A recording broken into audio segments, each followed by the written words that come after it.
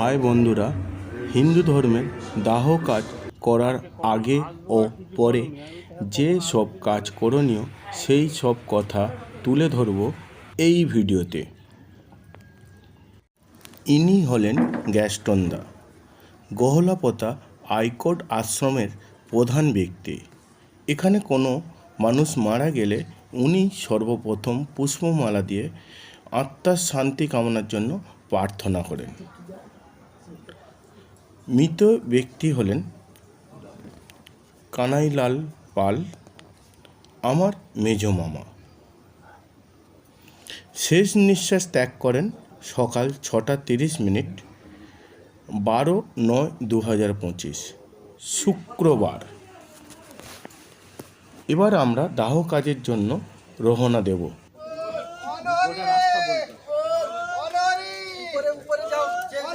মামাকে গাড়িতে তোলা হবে। এখন গাড়িতে তোলার কাজ চলছে।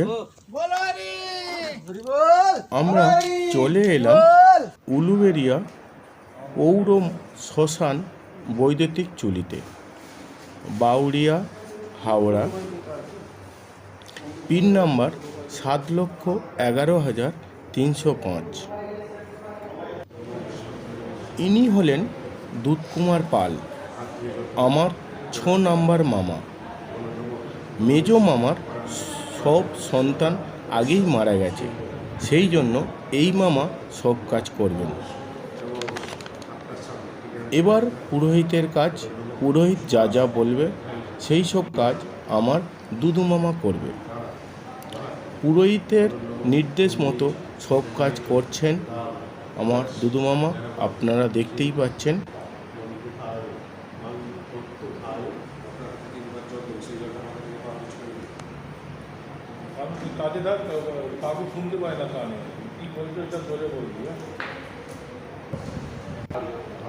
এর পরের কাজ হলো পিণ্ডি সম্প্রদান করা।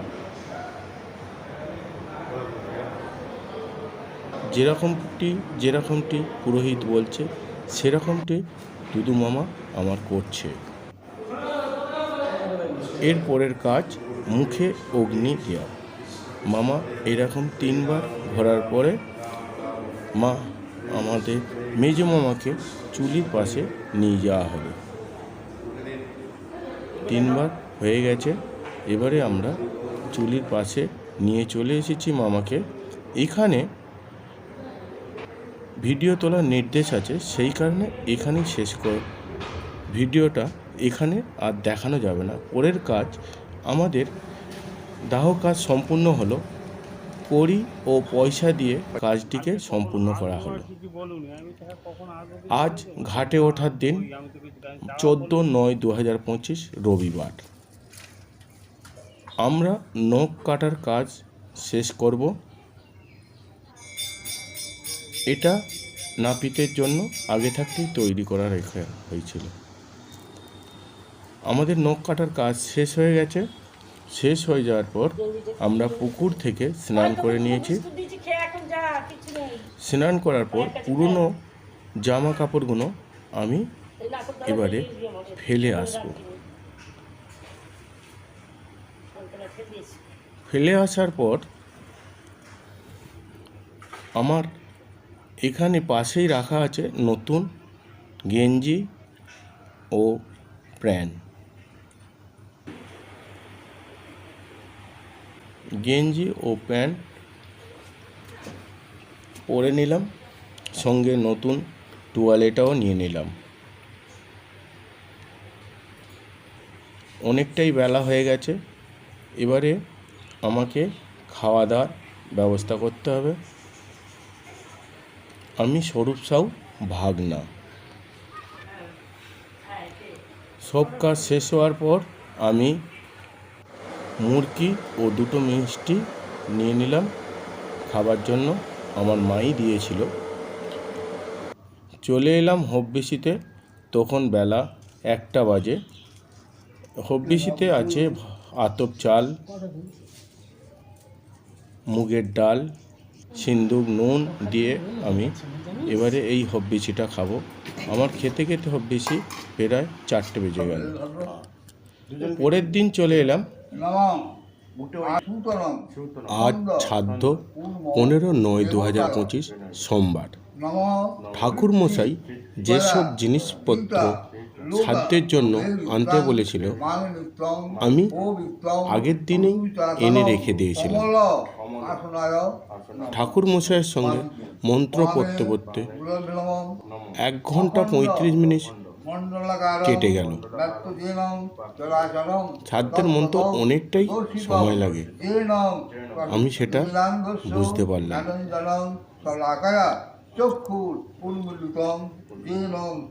এরপরে একটাই কাজ বাকি আছে, যেটা হচ্ছে পিণ্ড সম্প্রদান করা। পিণ্ডটি সম্প্রদান হয়ে গেলে আমি সেইগুলো বামুন ঠাকুর যেরকম বলবে সেরকমটি করব।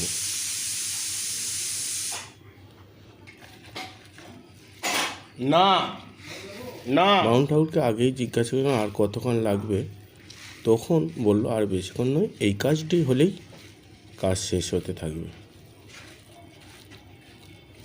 আমি তখনই বুঝতে পেরে গেলাম আর বেশি সময় লাগবে না। এইটাই হচ্ছে শেষ কাজ।